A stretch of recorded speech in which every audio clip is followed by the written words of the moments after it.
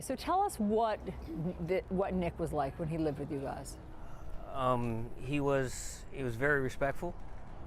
He was a little quirky, a little socially awkward.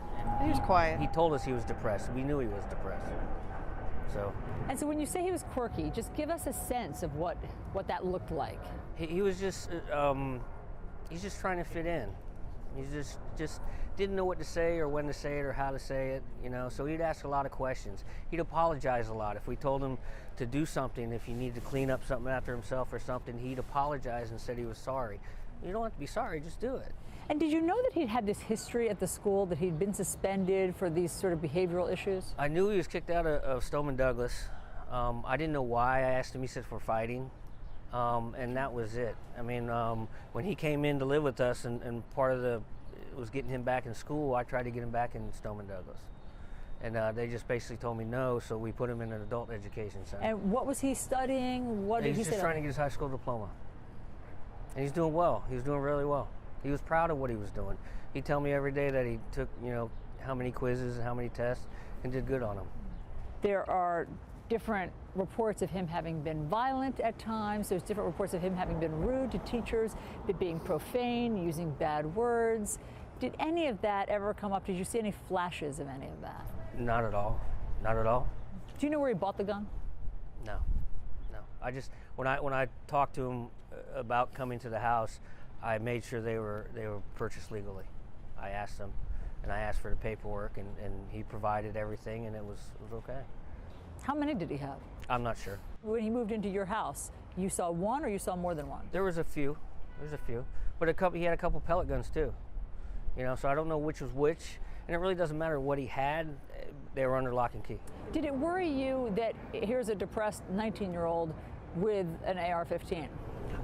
No. I mean, To me, the depression was more stemmed from losing his mother, not from all the things they said about him being bullied or by things that happened in school and all the other issues that have now come out. I didn't know any about all those issues. I just thought it was about his mother, you know. But the day I met him, I told him, I said, you need to find somebody to talk to. We need to find you a professional to speak to. And that was, the ball was rolling on that just days before all this happened. Yeah, tell me about that. You took him to a counselor, yes? I did, because I have my own, someone I go and talk to. And the last time I had gone, I introduced them. They got his name. They were going to start the insurance processes to see what would be covered, and he was going to start going. ironically, probably would have been this week. Right. So he was open to it. He was open to going Absolutely. to counseling. He asked me on more than one occasion. He recognized that he needed help. He knew it. I believe so. Yeah. Was he taking any medication? Not that I know Not of. that we know of. You never saw any pills? You never saw anything? You never saw any drugs? No. As I've said before, I offered him Motrin for a headache, and he says, I don't like taking pills. So I don't know. I mean, he took it eventually. You know, I told him, I'm a nurse. You should, you know, do this. It'll help your head. And he was thankful later, but he says, I really don't like taking medications. So tell me about what happened Wednesday morning. I didn't talk to him Wednesday morning. I talked to my son, and he told me that Nick told him the night before that it's Valentine's Day, and he doesn't go to school on Valentine's Day.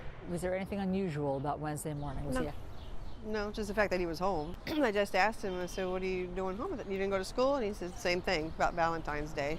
I said, well, what about work? And they called and said they didn't need me. I said, all right, well, so what are you going to do today? He goes, we'll probably just go fishing. And he was getting fishing stuff out.